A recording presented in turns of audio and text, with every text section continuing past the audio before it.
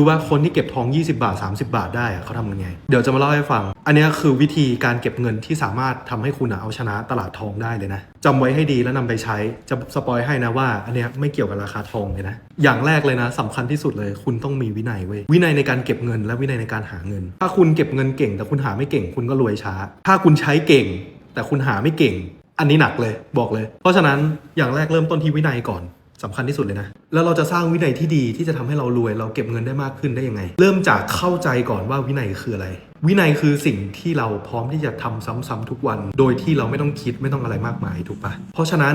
จำไว้ให้ดีเลยนะการที่เราจะคงนิสัยคงวินัยที่ดีได้เราต้องเริ่มต้นจากความสุขไม่ใช่ความฝืนถ้าคุณเงินเดือนละ15,000เงี้ยแล้วคุณฝืนใส่เข้าไปเอาไปออมทองเอาไปออมเงินเดือนละ10,000ฝืนไปเรื่อยๆเหลือค่ากินค่าใช้ทั้งครอบครัวเดือนละ 5,000ผมบอกได้เลยไม่เกิน3 เดือนไม่เกิน4 เดือนคุณก็ต้องหยุดแต่ถ้าคุณมีน้อยคุณก็ฝากน้อยถ้าคุณมีเยอะคุณก็เก็บเยอะแล้วแต่โอกาสแล้วแต่เวลาแต่ตั้งเป้าไว้ละเดือนนี้จะทำให้ได้ 3,000 เดือนนี้จะทำให้ได้ 4,000 5,000 สะสมไปเรื่อยๆสะสมไปเรื่อยๆถ้าเดือนไหนเราได้เงินเดือนไม่พอค่าใช้จ่ายเยอะเราออกไปทำงานเพิ่มเติมลองไปทำงานเสริมลองทำ OT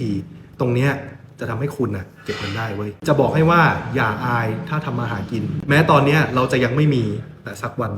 กูจะมีบอกเลยและอย่างที่2คือการให้รางวัลตัวเองให้รางวัลตัวเองตลอดเส้นทางไปเรื่อยๆแล้วคุณจะคงวินัยไว้ได้ง่ายมากๆอารมณ์เหมือนตื่นขึ้นมาตอนเช้าแล้วกินกาแฟแล้วแม่งโคตรฟินถูกปะทรงเดียวกันเลยกับการเก็บเงินถ้าคุณเอาความสุขคุณเอาอะไรเงี้ยใส่เข้าไปได้คุณก็จะมีวินัยที่ดีเริ่มต้นจากการซื้อทองเป็นชิ้นแทนที่จะเป็นตัวเลขในโทรศัพท์ใส่ไว้ในตู้ข้างเตียงใส่ไว้ในตู้เซฟให้เราเห็นทุกวันเราสามารถเปิดดูได้ทุกวันให้เรามีความสุขทุกครั้งที่เปิดตู้เซฟดูแม้ว่ามันจะเปิดทุกวันทองไม่ได้เพิ่มขึ้นก็ตามให้รางวัลให้ความสุขกับจิตใจตัวเองนั่นแหละคือจุดเริ่มต้นของวินัย